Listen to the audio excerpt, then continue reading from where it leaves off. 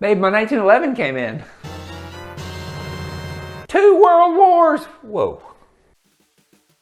Hello and welcome. Today we are taking a look at my newly acquired CMP 1911. First off, it came in this very nice plastic case, which is surprisingly sturdy. And here we have it. The tag that it came with said, slide Ithaca frame cold. This is a field grade example. When I was contacted by the CMP, they offered rack and field, so I chose the field grade. I think it looks pretty okay. Definitely some wear.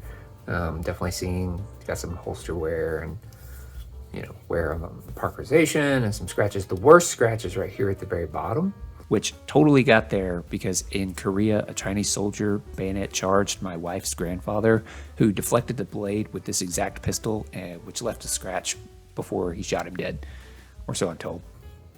But beyond that, it's a pretty nice looking pistol. We're gonna take it out and shoot it and see what we think, but just from face value, I definitely like it. First shots.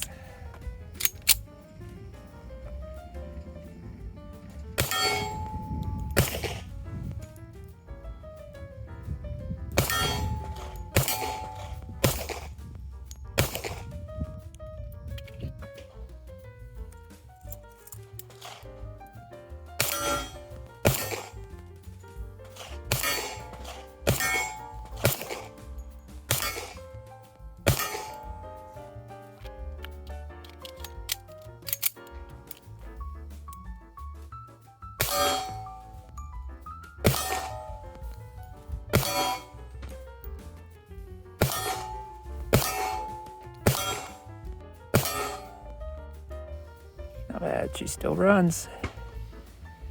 Runs good. Let's take this thing apart real quick.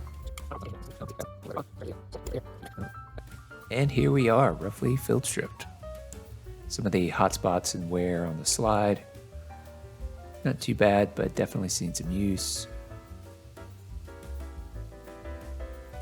The barrel here is definitely surplus, though I don't know what era because I couldn't find any markings on it. But it's in good enough shootable condition for me, so I'm happy.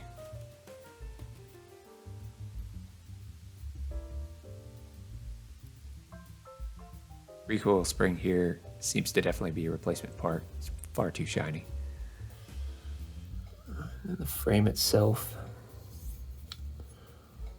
scratch notwithstanding, the frame overall looks pretty good, but let's take a moment here and look at that roll mark. The serial number puts the frame in 1945 production. Definitely got plastic replacement grips and a GHD on the side. Checkering on the hammer and the safety versus vertical striations on the back strap. Regarding the details of the CMP and acquiring this pistol, I got this in the second round of the sales and my number was 30,300 something. My understanding is that the CMP will be doing more of these sales again in the future. You'll have to just check the CMP website, but they only accept orders during a fairly brief window of a few months, then spend like a year or more fulfilling those orders. There's also something about them only being able to distribute like 10,000 of these pistols a year, so that seems to be the biggest bottleneck. And unlike Garands, these are one pistol per person forever. Otherwise, it's pretty similar to ordering a Garand. Old school paperwork form, mailed in, then wait till you're called. Digging further into the box, we get the usual suspects of lock, chamber flag, and paperwork, as well as a reprint of a 1964 technical manual on the 1911, which I think is pretty neat. And that's all I got for this one. While I think the price is harsh at $950, it's also a historical piece, and that is significantly under what you can find these on Gunbroker for.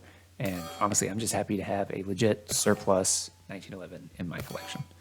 So, hope you guys enjoyed. Until then, I will see you in the next one.